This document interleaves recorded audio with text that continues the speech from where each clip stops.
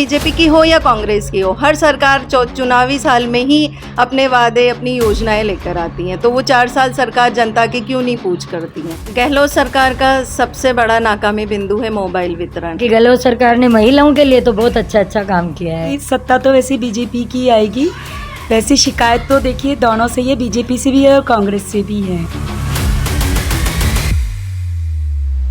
नमस्कार, एनवीटी राजस्थान के सुनिए सरकार में आपका स्वागत है। हमारे साथ आज गृहिणियां हैं जो समाज का एक महत्वपूर्ण हिस्सा और अंग है, जिनसे हम वर्तमान सरकार के कार्यकाल, राजस्थान में चुनाव को लेकर विभिन्न मुद्दों पर चर्चा करते हैं। आपका नाम बताइए, आपको क्या लगता है कि राजस्थान में किसका माहौल है, किसकी सत्ता आ सकती है? मेरा नाम मोनिका सुराना है और मुझे लगता है कि सत्ता तो वैसे बीजेपी की आएगी, वैसे शिकायत तो देखिए दोनों से ही है, बीजेपी से भी है और कांग्रेस से भी है।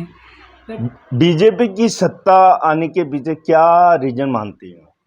बीजेपी की सत्ता आने के पीछे ये रीज़न है कि उन्होंने काफ़ी देश में सुधार तो किया ही है, कि जैसे सड़कें बनवाना है और है गार्डन, जैसे कोई भी फालतू प्लेस पड़े थे तो उनको एक अच्छा लुक दिया हुआ है और काफ़ी अच्छी वो भी चलवाई उन्होंने, जैसे फैसिलिटी समझ लें, जैसे सरकार में बस की वाली जो महिलाओं को मिली रिबेट वगैरह है, और मतलब बहुत सारी ऐसी सुविधा तो दी है।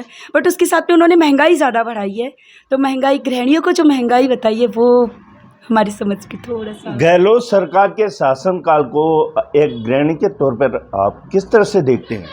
ना बिल्कुल वो बोल सकते हैं कि हाँ ज़्यादा घटिया तो ना ज़्यादा बढ़िया, लेकिन फिर भी उन्होंने महंगाई तो काफ़ी की है। जो ज़रूरी आइटम है उनको एटलीस्ट महंगा नहीं करना चाहिए था। आपको क्या लगता है कि राजस्थान में किस तरह का माहौल है, किस तरह की मतलब आने वाली सत्ता हो सकती है? आपका नाम बताएं साथ में। कमलेश मुंदड़ा मेरा नाम है। मैं अभी कुछ कह नहीं सकते कि बीजेपी की आएगी या कांग्रेस की आएगी, क्योंकि दोनों का 50-50 माहौल है। तो एक तरफ हम कुछ भी नहीं कह सकते फाइनली कि बीजेपी आएगी या कांग्रेस आएगी। कांग्रेस सरकार बहुत सारी योजनाएं लेकर आई हैं, लेकिन मुझे शिकायत ये है कि 5 साल में चौथे साल में ही क्यों योजनाएं आती हैं। 4 साल सरकार कहाँ रहती है। मतलब बीजेपी की हो या कांग्रेस की हो, हर सरकार चुनावी साल में ही अपने वादे अपनी योजनाएं लेकर आती हैं। तो वो 4 साल सरकार जनता की क्यों नहीं पूछ करती हैं, ये मुझे हर सरकार से शिकायत है। अच्छा, गहलोत सरकार के शासनकाल को किस तरह से देखती हैं? किस तरह की नाकामियां आप मानती हैं कि गहलोत सरकार में हुई? गहलोत सरकार की कुछ योजनाएं बहुत अच्छी हैं, लेकिन कुछ जैसे फूड पैकेट्स जो उन्होंने अन्नपूर्णा वितरण जो किया है, उसमें बहुत मिलावट आ रही है। मतलब नमक में आप देखो तो पूरी रहत आ रही है।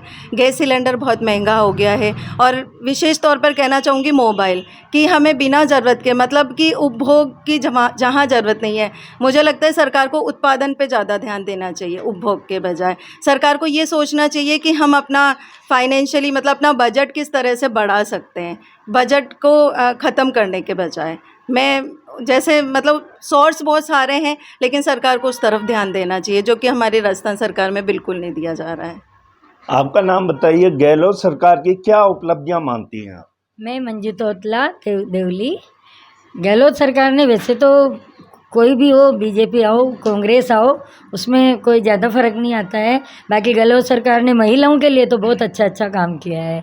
जैसे हमारे महिलाओं के लिए रोडवेज में भी कम किराया किया है, वरिष्ठ नागरिक होने के नाते हमारे को यात्राओं में भी किया है, गैस सिलेंडर गैस का भी किया है, इंदिरा रसोई करके सबसे अच्छा गहलोत जी ने बहुत अच्छा काम किया है कि गरीब से गरीब भी 10 रुपये लेके रोटी खा पेट भर सकता है। आने वाली सरकार से गृहिणी के तौर पर आपकी किस तरह की आशाएं हैं?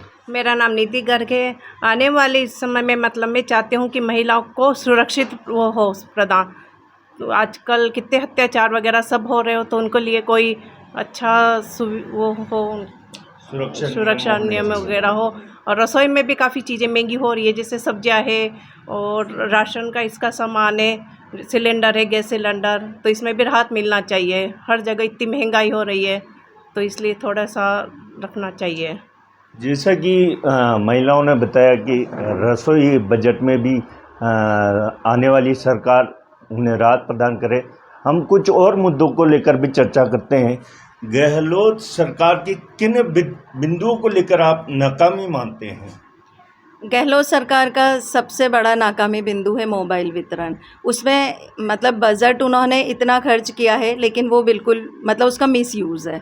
वो कहीं भी सक्सेस नहीं है। जिनको ज़रूरत नहीं है उनको मोबाइल मिल रहे हैं, और ना वो मोबाइल सक्सेस है, और आधे लोगों को मिले और आधे लोगों को मिले ही नहीं है। तो वैसे ही सबके पास मोबाइल है, उसकी ज़रूरत ही नहीं है। तो मैं यही कहना चाहूँगी कि ज़बरदस्ती का उपभोग की जगह उत्पादन पर सरकार ध्यान दे। और जैसे अभी है कि सिलेंडर इतने दिन बहुत महंगे थे, अब बिल्कुल चुनाव ही 2 महीने बाद चुनाव है, तो अभी सिलेंडर उन्होंने सस्ता किया है। तो मतलब यही है कि ये केवल एक मतलब वोटिंग के लिए ये सब किया जा रहा है। और महिला की कहीं भी सुरक्षा नहीं है, महिला पे इतने अत्याचार हो रहे हैं, कहीं भी महिला सुरक्षा का मतलब जो महिलाओं के लिए ऐसा कोई वो नहीं है कि मतलब कि प्रावधान नहीं है कि महिला खुद की सुरक्षा खुद कर सके। तो ऐसा कुछ होना चाहिए। नैतिक शिक्षा को लेके सरकार के पास कुछ भी नहीं है। अत्याधुनिक जो इलाज है वो हमारे राजस्थान पे कहीं भी नहीं है। उसके लिए हमें बाहर जाना पड़ता है, और उसके लिए हमें बहुत सारी मुश्किलों का सामना करना पड़ता है। कई बार पेशेंट जान से मतलब हाथ धो बैठता है। तो सरकार को इन मुद्दों पे ध्यान देना चाहिए। आने वाले चुनाव में सरकार से सभी लोगों को आशाएं रहती है। एक गृहिणी के तौर पे आपको आने वाली सरकार से किस तरह की आशाएं हैं, किस तरह की आपकी डिमांड है जो पूरी होनी चाहिए?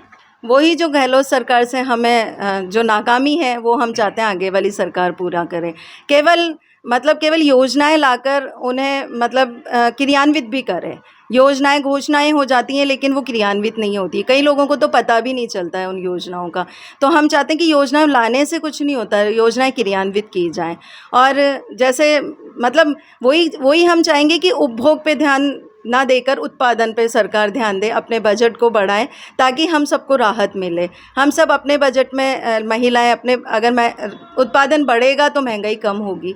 तो मैं चाहूँगी कि इस ओर सरकार ध्यान दे। हम अपना सीमित बजट में हम लोग काम कर सके, महिला सुरक्षित रह सके, अपने आप को सुरक्षित महसूस कर सके, अपने नैतिक शिक्षा पे ध्यान दे, अपने संस्कार संस्कृति बच्चों को सिखाएं, इस ओर ध्यान दें।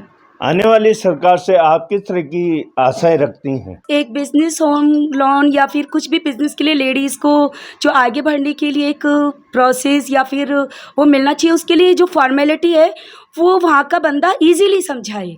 मतलब उसको इतना टिपिकल ना करे कि लोग जाने से डरे। अत्याचार में भी यही है, वो पुलिस के पास जाने से इसलिए डरती है कि नहीं मुझसे ऐसे सवाल पूछे जाएंगे, मुझसे वैसे सवाल पूछे जाएंगे, तो वो उसके पीछे जाती ही नहीं है। वो अपने आप को एक रूम में बंद कर लेती हैं। तो वो सब मतलब थोड़ा इजी किया जाए इन सब चीज़ों को। जैसा कि महिलाओं से चर्चा के बाद राजनीतिक माहौल के बारे में उन्होंने अपना मूड बताया है कि राजस्थान में फ़िलहाल कांग्रेस और बीजेपी दोनों ही टक्कर में है। अभी फ़िलहाल क्लियर नहीं है कि किसकी सत्ता आने वाली है।